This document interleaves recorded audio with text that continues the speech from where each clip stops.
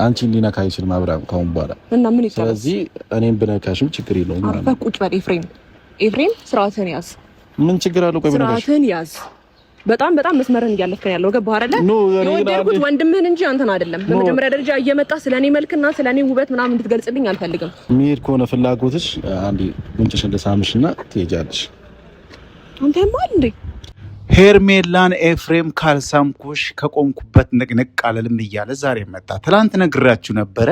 በጣም ባለጌ የሆነ ልጅ ነው። እኔ በእውነት ነው የምለው ከጋሽዬ ልጆች እንደዚህ አይነት ነገር ጠብቄ አልነበረም። ምክንያቱም ጋሽዬ በጣም መልካም ሰው፣ ልጆቹን በደንብ ቆንጥጦ የሚያሳድግ ሰው እንደሆነ ነው ማቀው እንጂ እንዴት የወንድሙን ፍቅረኛ የነበረች ሴት እንዴት እሱ ልሳምሽ ትላንትም ለመድፈር ነው ቤቷ ሄዶ የነበረው። ቤተሰብ ጉድ አላላችሁም? በጣም ነው የሚያሳዝነው። በጣም ከባህላችንም ከወጋችንም ያፈነገጠ ድርጊት ነው እየሰራ ያለው ይሄ ልጅ። እጅግ በጣም ነው ያዘንኩት። እኔ ቀድሜ መረጃውን ለእናንተ አድርሻችሁ ነበረ። ማመን ብቻ ነው። እኔ ምሰራላችሁ ቪዲዮ ከማመን ውጪ ምንም ምርጫ የላችሁም ቤተሰቦቼ። ለምን እንደዛ አልኳችሁ መሰላችሁ?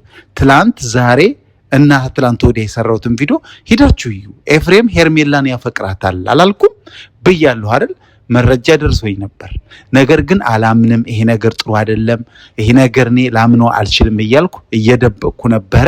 አሁን ግን እንዳያችሁት ካልሳምኩሽ ከቆንኩበት አልነቀነቅም እያለ ዛሬ በሄርሜላ ዩቲዩብ ቻናል መጥቷል ማለት ነው። እጅግ በጣም ያሳዝናል። እኔ ከጋሽዬ ልጆች እንዲህ አይነት ነገር አልጠብቅም። ባህላችን ራሱ እኮ አይፈቅደውም እኮ ባህላችን ወጋችን እኮ አይፈቅደውም። የወንድሙን ፍቅረኛ የነበረች ሚስት የነበረች ቀለበት ያሳሰራትን የወንድሙን ሚስት ማለት ነው እኔ ያገባሻለሁ እኔ ስምሻለሁ እያለ ማማለል ምን ማለት ነው? ቤተሰብ ኤፍሬምን ምከሩት። ማትመክሩት ከሆነ አስቸጋሪ ሁኔታ ላይ የሚደርሰው ምከሩት ነው የምላችሁ። አብርሃም ግን በጤናው ነው? አሁን ነው ያመመው ገና። አብርሃም አሁን ነው ገና ያመመው። እንዴት ፍቅረኛው የነበረችውን ቀለበት ተንበርክኮ ያሳሰራትን ፍቅረኛውን አፈቅርሻለሁ ሲላት እንዴት ዝም ብሎ ያያል? እንዴት ዝም ይላል?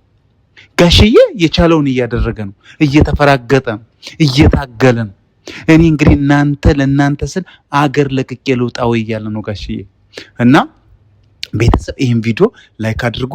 ስለምሰጣችሁ መረጃ ስለምሰራላችሁ መረጃ ግን እውነት እንደሆነ አረጋግጡ። ትላንት የለቀኩትን ቪዲዮ እዩ፣ ዛሬ የለቀኩትን ቪዲዮ እዩ። ምን ሰርቼ ነበር፣ ዛሬ ምን ብለው መጡ ማየት ይቻላል።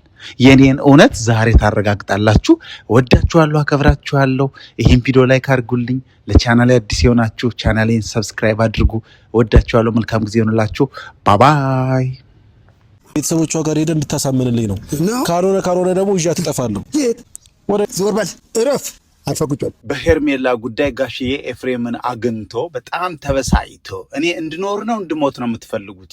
የኔ ልጆች ግን እኔን ምን ማድረግ ነው የምትፈልጉት? በቃ ልታሳብዱኝ ነው ወይስ ልትገሉኝ ነው የምትፈልጉት ብሎ በጣም ተበሳይቶ እረፍ ብታርፍ ይሻልሃል፣ እረፍ፣ እኔ ከአቅሜ በላይ ሆኗል የእናንተ ነገር። ያኛው ያጠፋው ጥፋት የበደለኝ በደል አብርሃም የበደለኝ በደል ይበቃል። ደግሞ አንተ ምንድነው አሁን ከዚች ልጅ ምንድነው የምትፈልገው? ይሄ ከባህላችን ያፈነገጠ ነገር ምንድነው እያደረግክ ያለው?